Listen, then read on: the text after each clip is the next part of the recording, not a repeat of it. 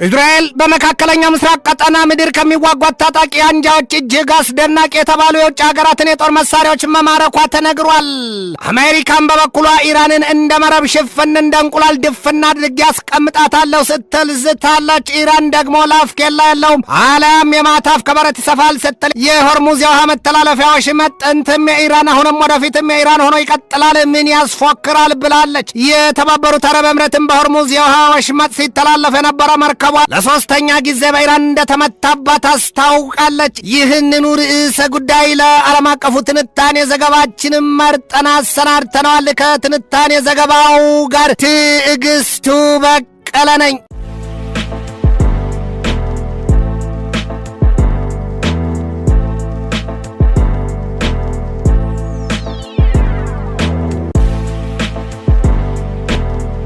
የሞታ አህያ ዥባ አይፈራም አሊያም ደግሞ አንጀት ከወጣት ደንግጥ ይሏል። ይህ መካከለኛው ምስራቅ ቀጠና ምስቅልቅል ቋጠሮና የሳት ጨቀጨቅ ወዲያም ያሞጠሞጠው የጦርነት እባጭ ሁሉም ፈንድቷል። ቀድሞውኑ በእስራኤላውያኑና በፍልስጤማውያኑ ልጆች መካከል ዘመናትን ያስቆጠረው ግጭትና አስከፊ ጦርነት በተለይም ከዚያ የአውሮፓኑ ጥቅምት 7 2023 ዘመን ወዲህ ስንትና ስንት በሳል ፍሬዎችን አራግፏል፣ ደም አፋሷል፣ ሕይወትም ቀጥፏል።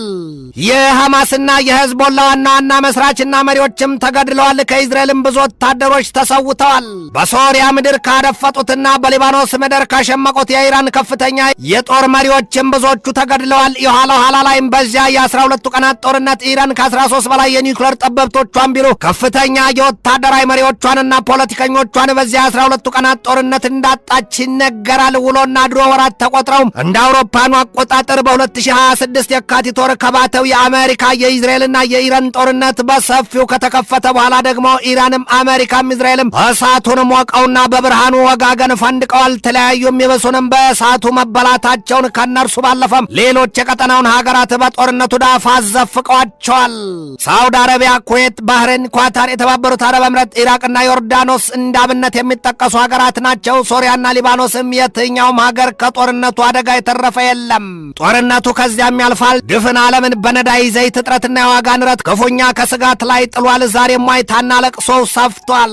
ከወደ እስራኤል በወጣ መረጃ በመካከለኛው ምስራቅ ቀጠና የሽብር ኃይሎች ሲጠቀሙባቸው የነበሩ የተለያዩ ሀገራት ስሪት የጦር መሳሪያዎች መያዟን የተገለጠው የእስራኤል ጦር ኃይል በትሪዚን የጦር ማዘዣ ሰፈሩ በማዕከላዊ እስራኤል የሚገኝ ቦታ መሆኑን ልብ ይሏል። ማርኮ ካከማቻቸው የጦር መሳሪያዎች መካከል ሮኬቶች፣ የቡድን መሳሪያዎች፣ ስናይፐሮች፣ የአውቶማቲክ መሳሪያዎች፣ የጸረ ታንክ ሮኬት ላውንቸሮች፣ ሞርታሮችና ሌሎች አደገኛ የጦር መሳሪያዎች መገኘታቸው ሀገሪቱን የጦር መሳሪያ እየሰሩ ለሄዝቦላና ለሐማስ ያስታጠቁ ሀገራትን በቀላሉ ለመለየት አስችሏታል ነው የተባለው። ከተያዙት የጦር መሳሪያዎችም መካከል የጦር መሳሪያዎቹ አምራች ሀገራቱ ዝርዝር እንደዚህ ተገልጧል። ከኢራን እስከ ሩሲያ፣ ቻይናና ሊባኖስ በጋዛ ሰርጥም የተመረቱ መሳሪያዎች እንዳሉ ታውቋል። ከዚያም በላይ ደግሞ የናዚ ዘመን የጦር መሳሪያዎችን መገኘታቸውን የተገለጠው እነዚያን የናዚ ዘመን መሳሪያዎች ሲጠቀሟቸው የነበሩት ደግሞ ሐማስና ሄዝቦላ ናቸው። ሄዝቦላና ሐማስ ተቀናጅተው በፈጸሙት ጥቃትም ከ300 በላይ የአሜሪካ ዜጎች መገደላቸውን የተሰማው። አሁን በእስራኤል ጦር ኃይል ከተያዙት የጦር መሳሪያዎች መካከል የተገኘው የናዚ ዘመኑ አሊያም የጀርመኑ MG34 ጠመንጃ በከፍተኛ ደረጃ ለእስራኤል ጥያቄ ፈጥሮባታል ነው ተባለው። እንደ እስራኤል ጦር ኃይል ማብራሪያ ከተያዙት መሳሪያዎች መካከልም በዚያ የጥቅምት 7ቱ የሐማስ ጥቃት ከሐማስ ላይ የተያዙ የግብፅ ስሪቶቹ ሐላዋ ሞተር ብስክሌቶች መኖራቸውን የተገለጠው። በዚያ ቀጠና የተቀጣጠለው ጦርነት ያላነካካው ሀገር የለም።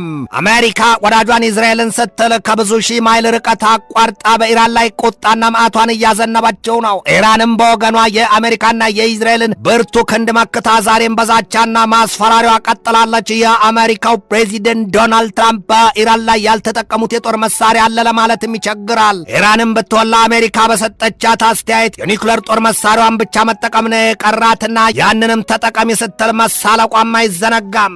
ትራምፕ በወገናቸው ኢራንን ጨርሶ አጣጥበውና ጠራርገው ሊያጠፏት የወሰኑበትም ጊዜ እንደነበረ ይታወቃል። ሰሞኑን ደግሞ ትራምፕ የሆርሙዝን ወሽመጥ የአሜሪካ ግዛትና ይዞታ ነው ብለው በአዋጅ እንደሚያስለፍፉ መዛታቸውም አልቀረም። ኢራን በወገኗ 9 ሞት መጣ ቢሉት አንዱን ግባ በለው ስትል ትራምፕና ሀገራቸው አሜሪካን አርፋችሁ ተቀመጡ ስትል መክራቸዋለች። አለበለዚያ ደግሞ ኢራን አጥብቆ ጠያቂ እናቱን ሞት ይረዳልን ማስላቷን ያሳየቻቸው። አለያም ሙያ በልብ ትራምፕ ለኢራን በሰጧት ሌላ ማስጠንቀቂያቸው ደግሞ ኢራንን ከላይም ከታችም ከግራና ከቀኝም አፍነው ድምጿን ሊያጠፉ ታቅደዋል የሚል ነው። ኢራን በበኩሏ ሰው ነው አንዱ ከሌላ የሚበልጥ የለውምና አይፎክሩ አይምሽቦትም፣ ያቀዱትን ሁሉ ይሞክሩት። አንድ ነገር ግን ግልጥ ይሁንሎ የሆርሙዝ የውሃ ወሽመጥ የኢራን ነው፣ በኢራን ሉዓላዊነትና የበላይነት የሚኖር ብላቸዋለች። የአሜሪካው ፕሬዚደንት ዶናልድ ትራምፕ ሊጠቀልሏቸው ካለሟቸው ሀገራት ካናዳ፣ የዴንማርክ ራስ ገዝ፣ የግሪንላንድን ደሴት፣ የፓናማ ካናልን፣ የሜክሲኮን ገመገም፣ የጋዛ ሰርጥን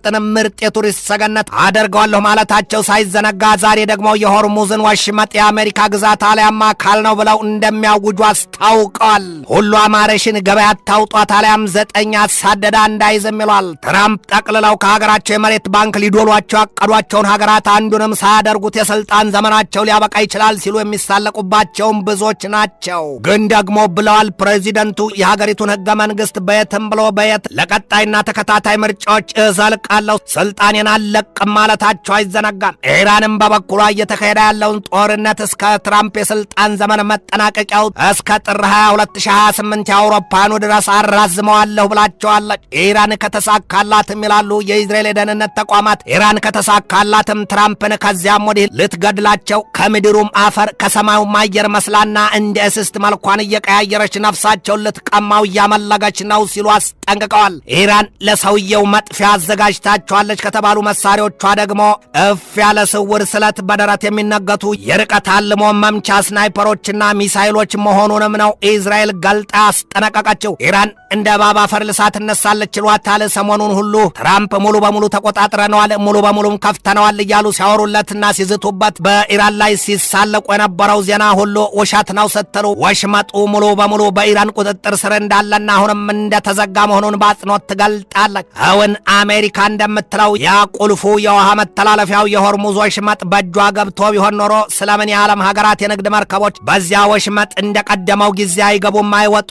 እንዳብነትም የተባበሩት አረብ ኤምሬት በአንድ ሳምንት ብቻ 3ኛዋ የንግድ መርከቧ በሆርሙዝ ወሽመጥ መመታቷን ገልጣ ቁጣና ሐዘኑ እንደበረታባት አስታውቃለች። ይህ የተባበሩት አረብ ኤምሬት ባለፈው ሳምንት ሐሙስ ዕለት ንብረትነታቸው የአቡዳቢ ብሔራዊ ነዳጅ ኩባንያዎች የሆኑ 2 መርከቦቿ መመታታቸውን ማስታወቋ አይዘነጋም። ሀገሪቱ ከትናንት በስቲያ ቅዳሜ ደግሞ አንደኛዋ መርከቧ ክፉኛ መመታቷን የተሰማው። ታዲያስ አሜሪካ የሆርሙዝን ወሽመጥ ሙሉ በሙሉ ከተቆጣጠረችውና ከከፈተችው የመርከቦቹ ጥቃት ከየትና እንዴት ሆነ? የእንቆቅልሹ ፍቺ ውሉ የጠፋበት ጉዳይ ነው። ይህ ባህረ ሰላጤው ቀጠና ሀገራት ደግሞ አሜሪካ ከኢራን ጋር የገባችበት ጦርነት የመራዘሙ ነገር ክፉኛ አሳስቧቸዋል ነው የሚባለው። አሜሪካ በግዙፍ መጠን የጦር ኃይሏን ያስደፈጠችባቸው ይህ ባህረ ሰላጤው ቀጠና ሀገራት ሳይቀሩ እስከ መቼ የሚል ጥያቄ ይዘዋል። አሜሪካ ያንንም አድርጋ ከኢራን ጋር የገባችበትን ጦርነት ወይ አሳምናና አሸንፋ አልወጣች ወይ ደግሞ ዲፕሎማሲዋ አልሰላላት አልሆነላት።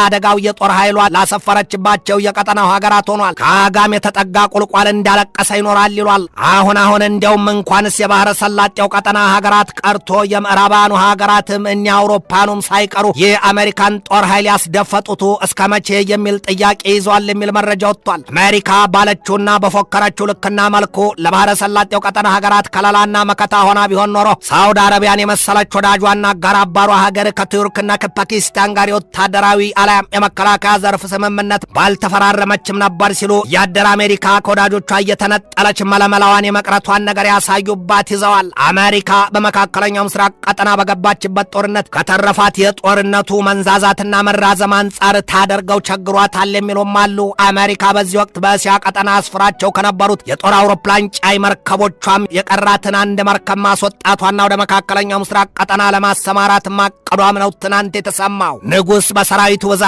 አይድንም ይሏል። አልያም የፈሪዱላ 9 አሜሪካ የባህር ኃይሏን ለማጠናከርም የኤስኤም 3 መቅሰፍተኛ ሚሳይሎቿን ምርት ማጠናከሯ ተሰምቷል። የአሜሪካው የጦር መስሪያ ቤት ፔንታጎን ያንን ስራ የጀመረው ደግሞ ከኢራንና ከሰሜን ኮሪያ እንዲሁም ከመላው የኢንዶ ፓሲፊክ ቀጠና ስጋቶቹ ከተቃጣበት የባላስቲክ ሚሳይል አደጋ ለመዳን ነው። የፈሩት ይደርሳል፣ የጣሉት ይወርሳል ይሏል። ትንታኔ ዘገባውን ስናዘጋጅ በዋቢነት ሞርኒንግ ስታርን፣ ፎክስ ኒውስን፣ ኢንዲፔንደንትን፣ ዋት ቱዴይን፣ ኢንዲያ ቱዴይን፣ ቻሪቲ ወርልድን፣ ዋሽንግተን ኤግዛማይነርን፣ ቴሌግራፍ ኦንላይንን፣ ኤቢሲ ኒውስን፣ ዲፌንስ ኤክስፕረስን፣ ሂንዱስታን ታይምስና ጄሩዛሌም ፖስትን ተጠቅመናል።